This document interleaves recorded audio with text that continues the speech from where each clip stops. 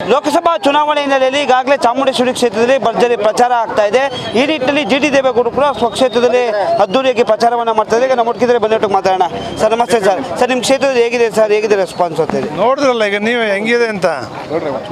ಎಲ್ಲ ಜನ ಒಟ್ಟಾಗಿ ಒಗ್ಗಟ್ಟಾಗಿ ಯದುವೀರ್ ಕೃಷ್ಣದತ್ತ ಚಾಮರಾಜ ಒಡೆಯರ್ ಅವರಿಗೆ ಎಲ್ಲರೂ ಒಗ್ಗಟ್ಟಾಗಿ BJP JDS ಎರಡೂ ಪಕ್ಷಗಳ ಜನರು ಕಾಂಗ್ರೆಸ್ ಪಕ್ಷನ ಮರೆತು ಎಲ್ಲರೂ ಒಗ್ಗಟ್ಟಾಗಿ ಓಟ್ ಹಾಕ್ತಾರೆ. ಚಾಮುಂಡೇಶ್ವರಿ ಕ್ಷೇತ್ರನ ಸಿದ್ದರಾಮಯ್ಯವರು ಕೂಡ ಪ್ರತಿಷ್ಠೆಯಾಗಿ ತಗೊಂಡಿದ್ದಾರೆ. ಈ ಬಾರಿ ನೀವು ಒಂದು ಹೇಳಿಕೆ ಕೊಟ್ಟ ನಂತರ ಸಾಕಷ್ಟು ಸರಣಿ ಸಭೆ ಮಾಡೋದು, ಒಕ್ಕಲಿಗರು ಸಭೆ ಮಾಡೋದು, ದಲಿತರು ಸಭೆ ಮಾಡೋದು ಇವೆಲ್ಲ ಮಾಡ್ತಾ ಇದ್ದಾರೆ. ಇದು ಎಫೆಕ್ಟ್ ಆಗಲ್ವಾ ಅಂತೇಳಿ? ನಾವು ಯಾವುದೇ ಜಾತಿ ಸಭೆಗಳು ಮಾಡಲ್ಲ. ಸೀದಾ ಪ್ರತಿಯೊಂದು ಹಳ್ಳಿಗೂ ಕೂಡ ಬರ್ತಾ ಇದ್ದಾರೆ, ಜನರು ಎಲ್ಲ ಸೇರ್ತಾ ಇದ್ದಾರೆ. ನಾವು ಗೆಲ್ಲಿಸ್ತೀವಿ ಅಂತಕ್ಕಂಥ ಏಕೈಕ ಕೂಗನ್ನು ಕೂಗ್ತಾ ಇದ್ದಾರೆ. ಎಲ್ಲರೂ ಒಗ್ಗಟ್ಟಾಗಿ ಗೆಲ್ಲಿಸ್ತಾರೆ. ಯಾವ ರಾಜಕೀಯನೂ ನಡೆಯಲ್ಲ. ಕಾಂಗ್ರೆಸ್ನ ತಂತ್ರಗಾರಿಕೆ ನಿಮ್ಮ ಕ್ಷೇತ್ರದಲ್ಲಿ ಏನು ನಡೆಯಲ್ಲ ಅಂತೀರ? ಚಾಮುಂಡೇಶ್ವರಿ ಕ್ಷೇತ್ರದ ಜನತೆನೇ ತೀರ್ಮಾನ ಮಾಡಿಬಿಟ್ಟಿದ್ದಾರೆ. ಯದುವೀರ್ ಅವ್ರನ್ನ MP ಮಾಡಿ ಕಳಿಸ್ಬೇಕು, ನರೇಂದ್ರ ಮೋದಿಯವರು ಮತ್ತೆ ಮೋದಿ ಪ್ರಧಾನಿ ಆಗಬೇಕು ಅಂತೇಳಿ ದೇವೇಗೌಡರು, ಕುಮಾರಸ್ವಾಮಿಯವ್ರ ಕರೆ, ಯಡಿಯೂರಪ್ಪನವರು, ವಿಜಯೇಂದ್ರವ್ರ ಕರೆ, ನರೇಂದ್ರ ಮೋದಿಯವ್ರ ಕರೆಗೆ ಎಲ್ಲ ಹೋಗೊಟ್ಟು ಒಟ್ಟಾಗೆ ಓಟ್ ಹಾಕ್ತಾರೆ. ಉತ್ತಮ ಕ್ಯಾಂಡಿಡೇಟ್ ಅನ್ಸುತ್ತಾ NDA ಅಭ್ಯರ್ಥಿ ನಿಮಗೆ? ನಿಮ್ಮ ರಾಜಕೀಯ ಅನುಭವ ನಂಬರ್ 1 ಅಭ್ಯರ್ಥಿಯಾಗಿದ್ದಾರೆ. ಭಾಳ ಸುದೀರ್ಘ ಅನುಭವ ಇದೆ.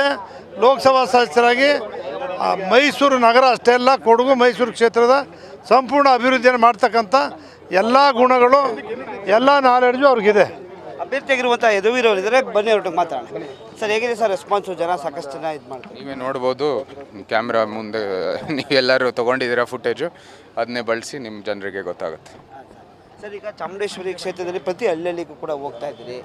ಹಿಂದೆ ಮೋದಿಯವರ ಸರ್ಕಾರದಿಂದ ಜಲಜೀವನ್ ಮಿಷನ್ ಇರ್ಬೋದು, ಸಾಕಷ್ಟು ಅಭಿವೃದ್ಧಿ ಕಾರ್ಯಗಳಾಗಿದೆ. ಆ ಒಂದು ಡೆವಲಪ್ಮೆಂಟ್ ಬಗ್ಗೆ ಮತ್ತು ಶಾಸಕರ ಒಂದು ಡೆವಲಪ್ಮೆಂಟ್ ಬಗ್ಗೆ ಏನು ಅನಿಸುತ್ತೆ?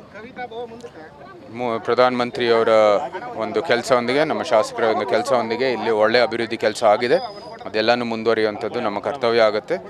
ಅವರ ಒಂದು ನೆಟ್ಟಿರುವ ದೃಷ್ಟಿಯೊಂದಿಗೆ ನಾವು ಮುಂದುವರಿತೀವಿ. ಪ್ರತಿಯೊಂದು ಹಳ್ಳಿ ಹೋಗೋದು ನಮ್ಮ ಕರ್ತವ್ಯ. ಈ ಚುನಾವಣೆಯ ಸಮಯದಲ್ಲಿ ಎಲ್ಲರೂ ನಿರೀಕ್ಷೆ ಇದೆ ಹೋಗುವಂಥದ್ದು.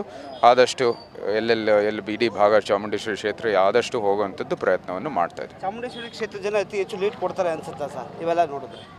ವಿಶ್ವಾಸ ಇದೆ ಇಡೀ ಫಲಿತಾಂಶ ನಮ್ಮ ಪರವಾಗಿ ಬರುತ್ತೆ ಅಂತ. ಇಲ್ಲಿ ಪ್ರತಿಕ್ರಿಯೆ ನೋಡಿ ಅದು ನನ್ನ ಅನುಭವ. ಈಗ ಹೊಸ ಪೊಲಿಟಿಕಲ್ ಜರ್ನಿಗೆ ಬಂದು ಒಂದು 28-30 ದಿನ ಆಗ್ತಾ ಬಂತು.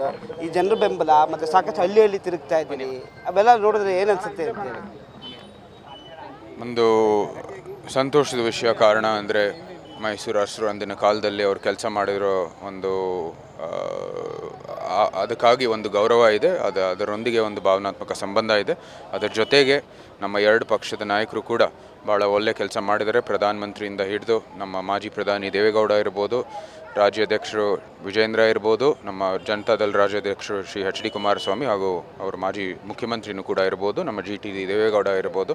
ಪ್ರತಿಯೊಬ್ಬರು ಒಳ್ಳೆ ಕೆಲಸವನ್ನು ಮಾಡಿದ್ದಾರೆ ಇಲ್ಲಿ ಮೈಸೂರಿನಲ್ಲಿ, ರಾಜ್ಯ ಮಟ್ಟದಲ್ಲಿ ಮತ್ತು ರಾಷ್ಟ್ರ ಮಟ್ಟದಲ್ಲೂ ಕೂಡ.